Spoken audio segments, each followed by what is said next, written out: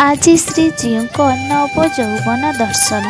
15 दिन पर महाप्रभु को देखी भक्त भाव विह्वल। कहार आखि छल छल, आउ किए जगन्नाथ को पाखरे पाई छाती कुंडे मट।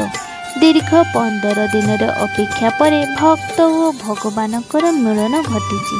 नव यौवन बेश श्रीजीउ आषाढ़ अमावास्या तथा उभा अमावास्या तिथिर धारण करुवा एक विशेष विषय अटे।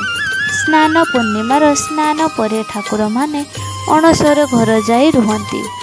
15 दिन भक्त माने तांकर दर्शन लाभरू वंचित रुहंती। अणसर शेष पुणे जो दिन भक्त मानक दर्शन दियंती ताहाकु नव यौवन दर्शन कुहाଯାଏ। खड़ी लगी और बनक लगी पर महाप्रभु प्रतिमा पूरा नुआ परी उज्जवल दिशुथिबारु एहाको नव यौवन बेश कुहाଯାଏ। एही समय रे महाप्रभु रत्न सिंहासन को आउ विजे करती नाही।